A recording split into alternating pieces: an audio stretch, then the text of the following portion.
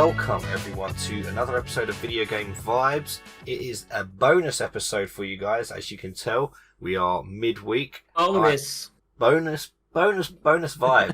Of course, it's me, PatriotJax, with me here is Grog Games, and we're talking about Gamescom. Hello, everyone. Good to hear you again. And by that, I mean good to be speaking at you. Yes, Gamescom. I'm excited to talk about some of these new games, Jax. I think we're just gonna get right into it, right? Yeah, just throwing stuff out. Very quickly. I actually wasn't sure. One update? Well, no. We'll save that for the main episode. Oh, for the main one. Yeah, you're right.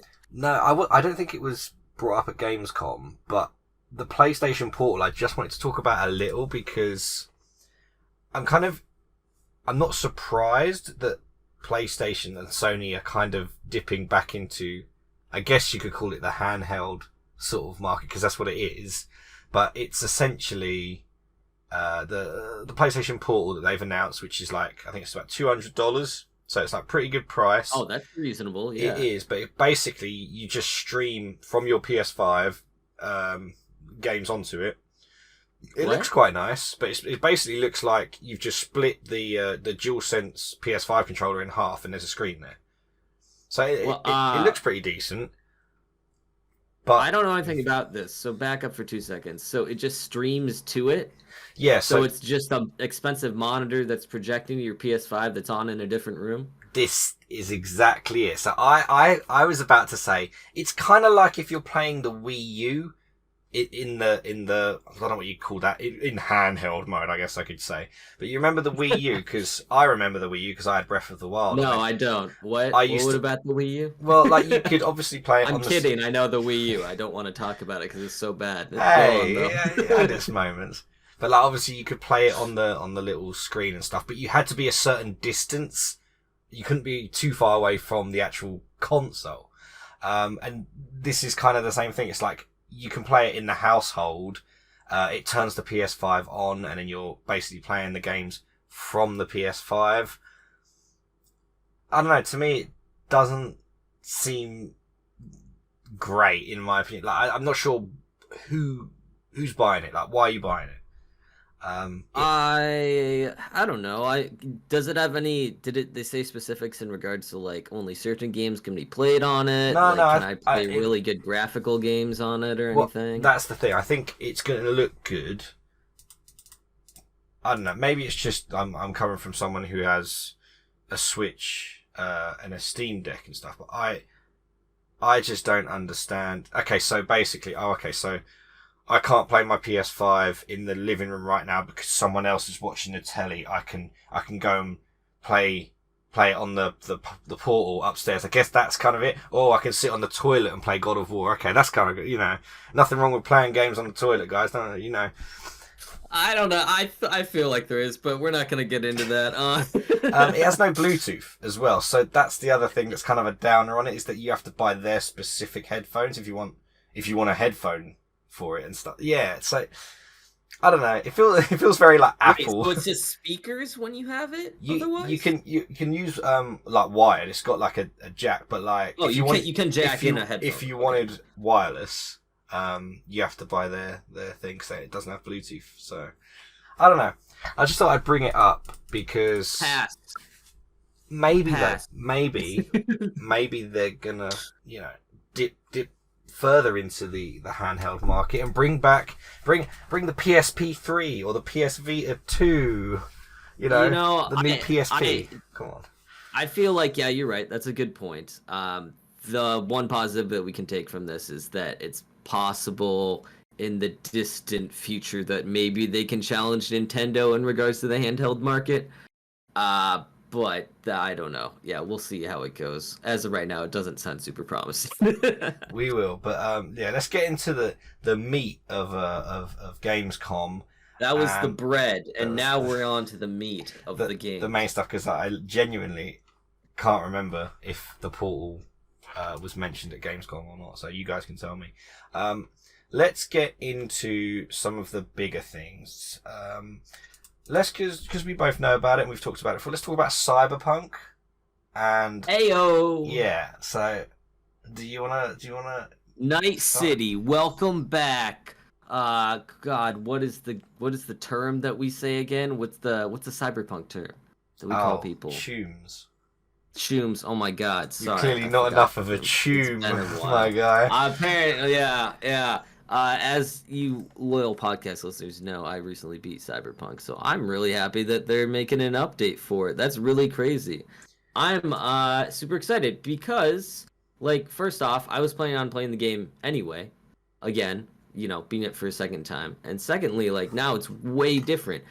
It looks like I took a screenshot of all the new things that they are going to include, which is apparently a new district, dozens of new story quests and gigs, mini quests, vehicle combat, revamped police system, combat AI.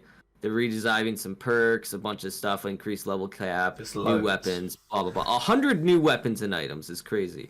I think one thing that's going to be cool is the new AI for the police.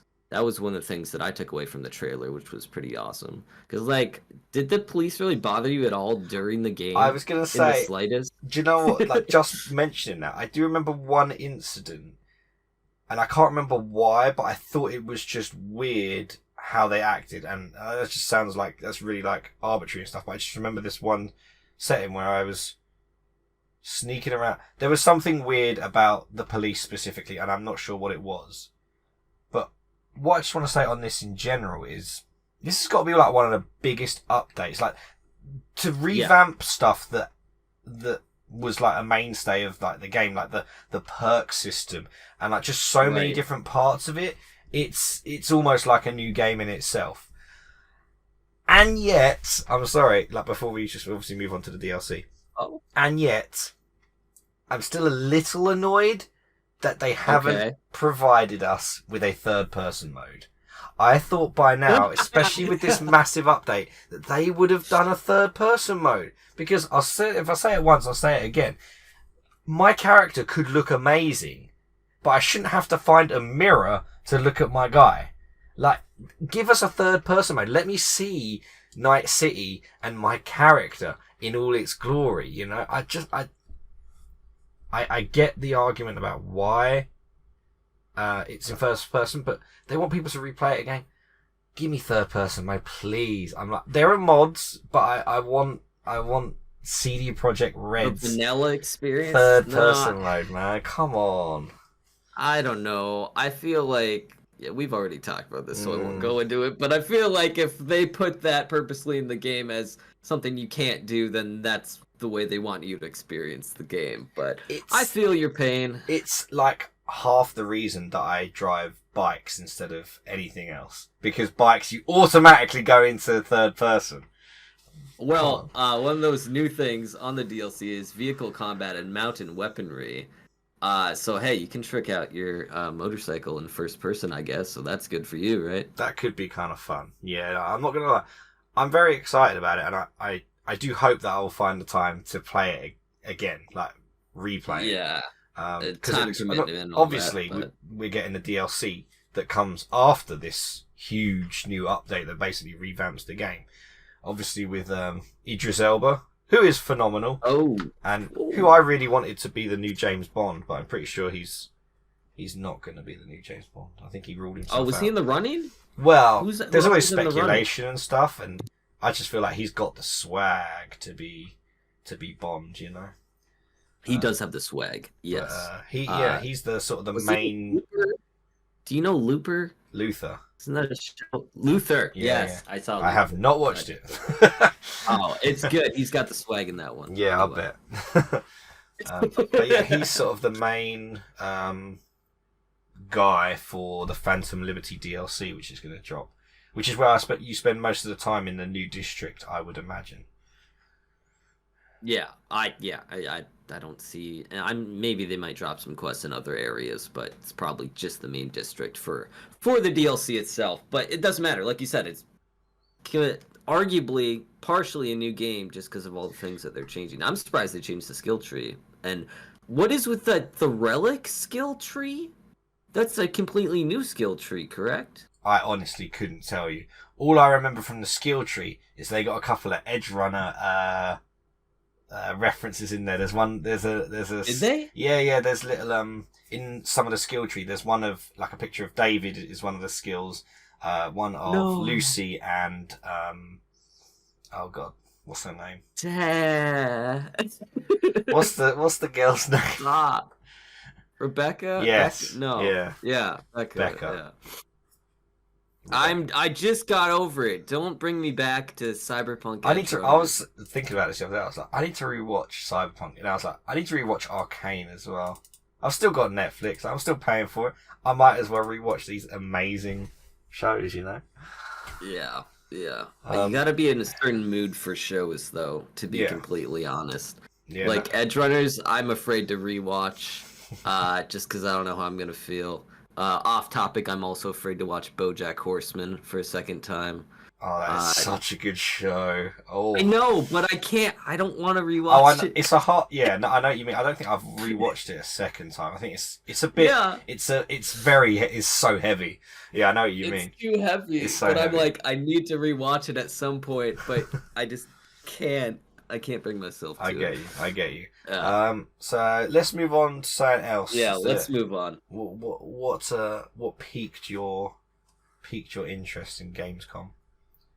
Well, I know what you want to talk about next, which is Little Nightmares 3. Oh yeah, I'm excited.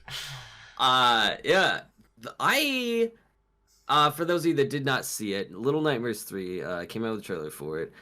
It is now going to be co-op, which is really interesting. And I was reading through some of the comments on the trailer itself and everything.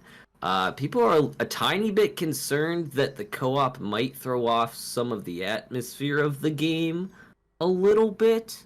Jax, do you agree with that statement, maybe? Or do you think it's still going to be as terrifying as the first and second game?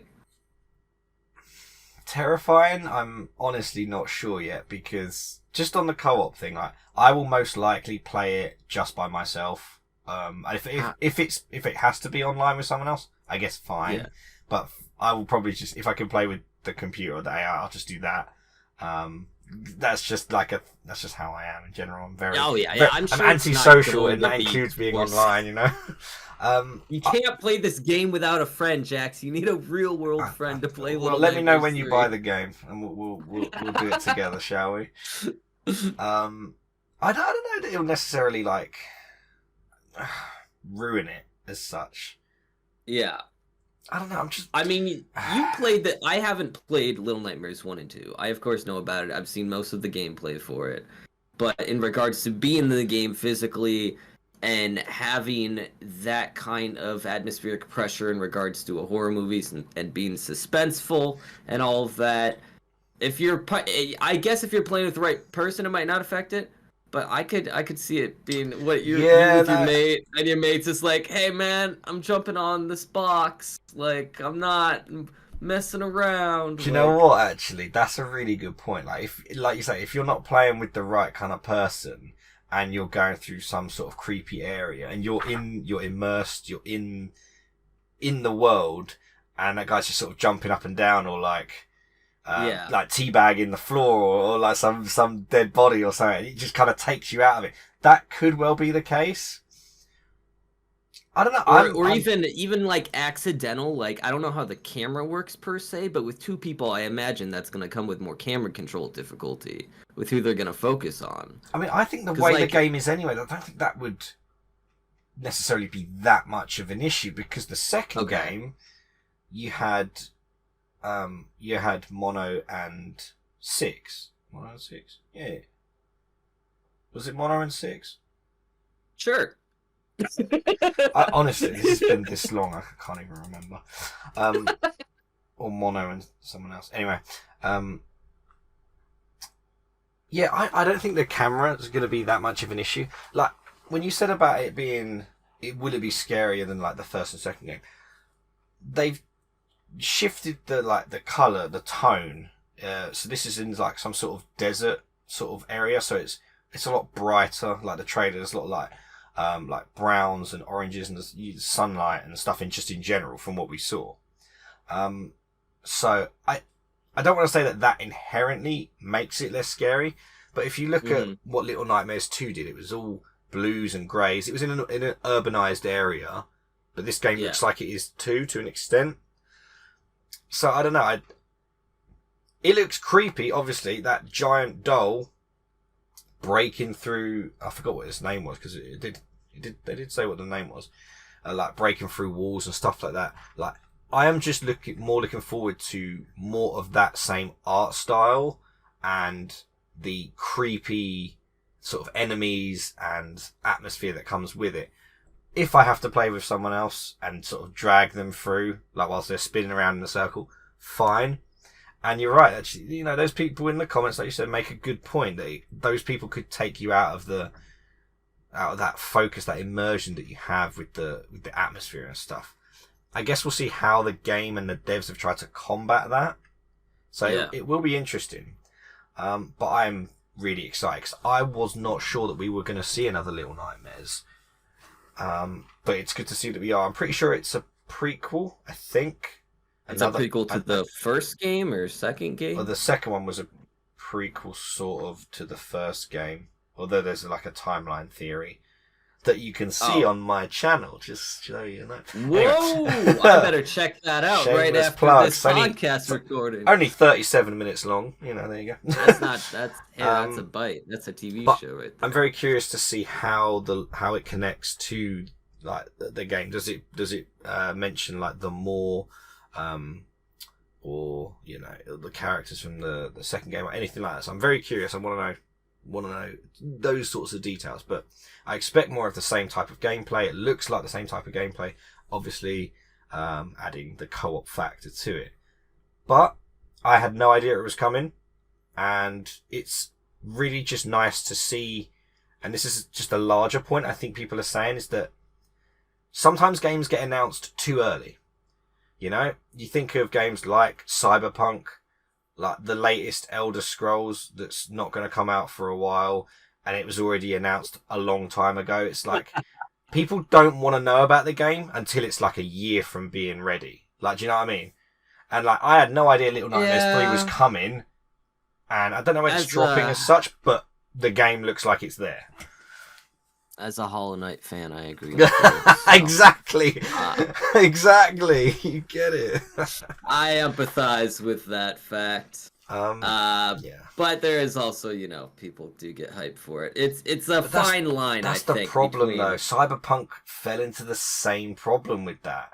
Is that... With the hype? Yeah. When they announced the game and they're like, oh my god. And then those same people that are so hyped for it build it up so much rather than you announce it when it's, I don't know, like a year or two from being ready. And you're happy with the crux and the base of the game.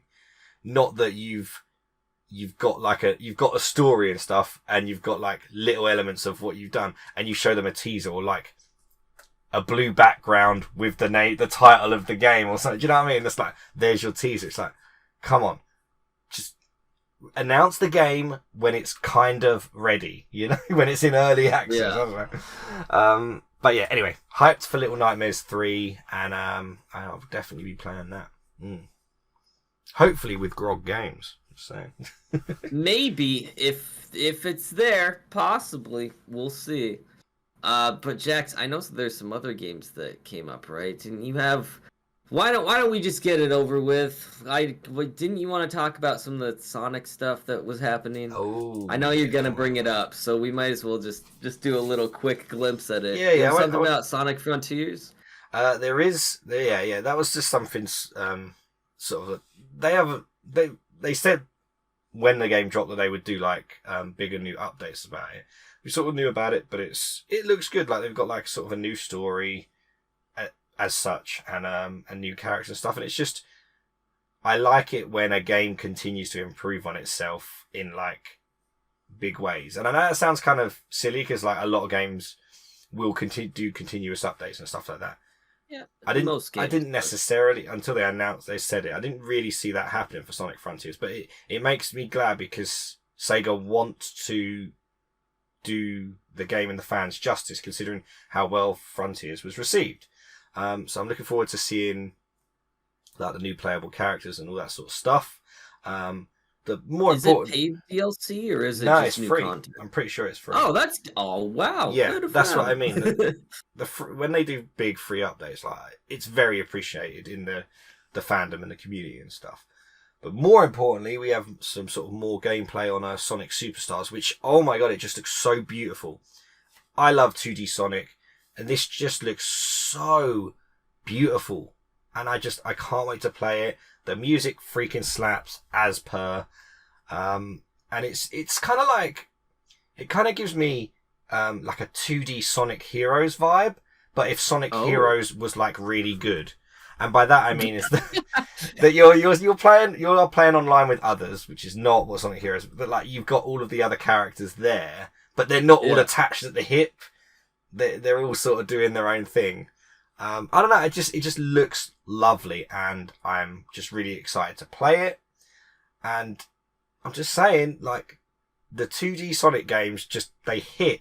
They generally, in the last few years, the new 2D Sonic games have just always hit. They've done really well with them. Not to say that the 3D games haven't, because obviously you just talked about Sonic Frontiers, which done really well. But it's good to see more 2D Sonic. That's all I'm saying. It looks beautiful. Go and get it. I'm going to be getting it on the Switch, most likely. Most likely on the Switch. Not on the Steam Deck? No? Is that not an option? Oh, it depends if it's cheaper. Depends when I get it. Now you have to choose. Yeah, that's true. Between. Oh my god. Maybe the Steam Deck's slightly bigger screen, you know. Pros and cons. You know, it's a good point, and now I have options now that I've got that. Can I talk about something I don't really care about, but I just want to talk about the trailer? Yeah, absolutely. Did you know that there's a Marvel Snap card game? Oh no. Okay, hold on. So I actually saw the trailer. Oh my god, didn't that trailer look beautiful? I saw it on TikTok, I think. And I didn't know what I was watching. I was like, this is a fan trailer? And then at the end I saw it's from Marvel Snap. And I was like, what? Are we doing full trailers now? It was Deadpool and Ghost Rider. I told you about this game one time on the podcast. You did. I was gonna say I thought you mentioned it before actually, yeah. Yeah. I full disclosure, I'm not really playing it as much anymore, but I still have it installed on my phone. But I have played Marvel Snap. The only reason why I stopped playing was because it's a little competitive for myself as a chill gamer. It is only PvP game. Oh, okay. It's one of those games. Okay. All right, that's fair enough. So, but if you're if you guys haven't watched the trailer, like you don't have to care about the game like I don't, but go and check it out because like bravo to the animation team that did that. I just thought it was a fantastic sort of animated trailer. It looked beautiful. Yeah. Oh. It was Deadpool versus Ghost Rider, right? Was the animation, since I don't think we mentioned that. But you know, Deadpool, they go through different like aesthetics for the art different style versions too, of the characters really cool. And stuff. Yeah, it looks so good. I'm so impressed. But for those of you who are competitive, you should look at the card game. It's free as well. It's a really good card game. Like this deck building itself is really good.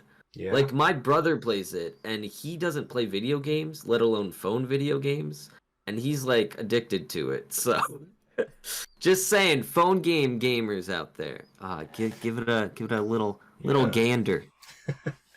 Do you know what else you should give a little gander to? I don't know what. You tell me. I just wanted to talk like briefly about Project Mugen. Now, if you don't know what this is, I don't. So, you know how Genshin Impact was essentially anime Breath of the Wild? I do. Think of Project Mugen as like an anime Spider-Man PS4. So, this game it's basically like an urban game that's like anime, but they have all of the very similar mechanics that the Spider-Man PS4 games have. Like rooftop fighting and like sort of the building, like running on walls, and I don't know what they use as. It's not webs, obviously. It's like some sort of equipment or whatever. And obviously, you're an anime character. It comes out on every console and phone as well. It does look pretty. Like it does look nice. Like Genshin Impact looks pretty and looks nice. But did you try Genshin when it came out? I did, yeah, because I loved Breath of the Wild. I was like, this looks really cool. This looks really good. Yeah. I tried. Like, I played like a good few hours of it and was like, yeah, no, I had fun. I just didn't go back to it. That would be the same for this as well. I'd probably play it and be like, oh, this is nice. It's been a while since I played Spider-Man. This is kind of fun. It just looks like it, right? It's not made by the same company as Genshin, correct? I don't think so. I did not check that, to be fair. But the full announcement trailer was done at Gamescom. And it does look good. I've got to say, it looks good. I mean, I guess that definitely is a demographic they can hit. So, I mean, if they pull their cards right, put it in a gacha style, I mean, they'll have a fan base for sure. So, good for them. Not my kind of game I'm going to get into. Me but either. We gotta bring it up because we report on that stuff just for you guys, just FYI. I just had to bring it up. So I guess one of the big things we need to talk about, Jax, is Starfield by Bethesda from Skyrim and Fallout Bethesda. The Xbox Bethesda now, isn't it? The Xbox Bethesda, yeah, that's true. Point is, new game. Saw the trailer. Looks like it's pretty much like, oh my god, it's like Fallout in space. Yeah. With Skyrim NPCs. I think the the head of Xbox said it's more like Skyrim more like Oblivion in space. Oblivion I think in he said space. Oblivion. Or Elder Scrolls rather than Skyrim. But I have played none of those. I am a Fallout 4 guy. What? Wait. No, we've been over this. I've still not played Skyrim. It's been how many 20 years since it came out, probably. I'm pretty sure, guys, that this happened the last time I mentioned to Grog that I didn't play Skyrim. That was me walking out of the room for those of you not watching on video. I've got it on my PS4. I just don't play my PS4. You can play it on your Steam Deck now. Oh, snap. Actually, to be fair, it was also on Switch. I just never bought it. But it'll be much cheaper on Steam. Oh yeah, it will. Anyway. But yeah, that launches on September 6th, so that's around the corner. It's dropping in early access this week, though, I think. Oh, jeez. Yeah. That's exciting. For whoever gets early access. I gotta ask my buddy if he's gonna get that, because he's a big Mass Effect fan, and he's really into sci-fi stuff. And of course, he's played Skyrim and Oblivion and all that stuff, so I feel like this might be his kind of game. That's probably right. I'm not a huge sci-fi fan, to be honest. I play Fallout and stuff. I don't think that counts as sci-fi as much as other games. The whole space thing, like No Man's Sky, I never got into. Just because I don't know, I'm not a space exploration kind of man. You are preaching to the choir. I'm exactly the same. I love Fallout and stuff. I'm not a fan of I'm not a huge fan of traveling around in space. That doesn't really interest me that much. Yeah, I don't know why either. It bugs me. I'm bugged out. I know what you mean. Yeah, I don't like myself for not liking it. I don't have a good reason for it. But maybe I'll change my mind once I see some gameplay that comes out. And speaking of which, I thought, correct me if I'm wrong, but I thought I heard that there was leaked gameplay of the game already. I saw that on Twitter or something. There was leaked gameplay. There was some trailer gameplay as well. And okay, but on the surface, get it? Surface of the planet. For me personally, it does look like it lives up to the hype, and talks about the hype. I think it genuinely looks really good. As you just said, I'm not a massive fan of the sci-fi theme and exploring planets and all that sort of stuff. I do have a feeling though that with Fallout New Vegas and Skyrim and stuff, I feel like they've nailed this. I think this is going to be a really good game. They're hoping people play this for a decade. And I think people will. I think it's going to do very well. I don't think it's going to start off like a No Man's Sky, like a Cyberpunk. They will have learned from Fallout 76 and how tragic that was. Oh, God. Well, I hope so. And they'll have learned from seeing No Man's Sky way back when. I reckon that they're going to nail this, and it's going to do very well. one question I have. Uh-huh. It's not Xbox exclusive, is it? It's not like... No, I saw that it was on PC as well. It says September 6th on Xbox Series X and S and PC. So yeah, not PlayStation. Yeah, that makes sense.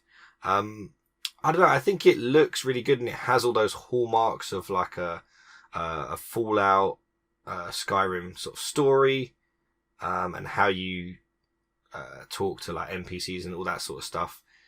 And those are the elements that I loved in Fallout 4. But I say, like, just as someone who doesn't love the theme of like that sci-fi and exploration stuff, but I'm sure that people are gonna. I think this is gonna be a really good game, and I think if you pre-order it, maybe day one it's not great, but they'll do a day one patch, and I'm sure it'll be much better. As every AAA game is like that now. But no, genuinely, I just think it looks really polished, really crisp. And you know, it's Bethesda. You know, the gameplay is going to be decent at the very least. You know, it's whether 100%. They've balanced like the side quests or the activities as they call them, as well as like what the main story is. You know, I think they're going to do really well. And also, this is like their first new IP in some time. I think they will have. Oh yeah. I completely forgot about that.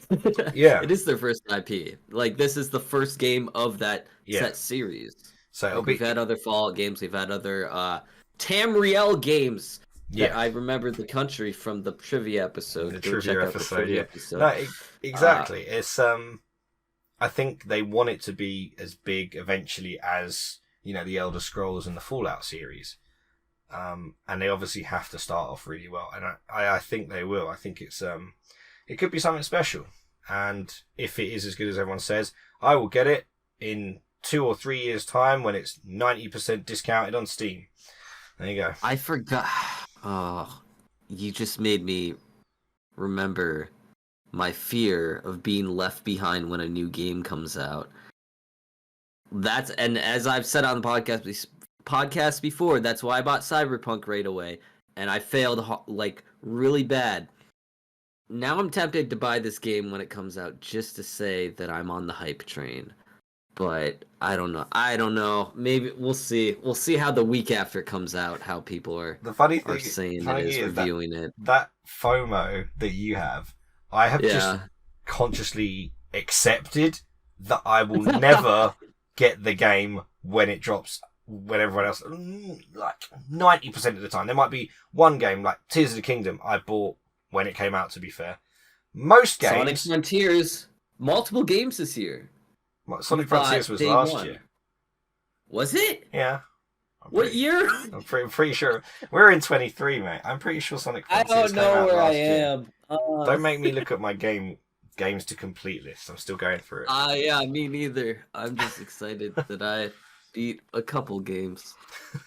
Jax, any other game news we need to I will just quickly do like a quick sort of wrap up of things that sort of interested me. Lords of the Fallen, which is a Souls-like game. It looks very cool. The narrative seems like really interesting. It's got really like big scale bosses and stuff, so that looks really good. Have you ever played Alan Wake? The original Alan Wake. Alan Wake, I have not. No, I know of it. I haven't either, and I don't really know a lot about the original Alan Wake. I knew it was received really well. It was like a lot of people liked it.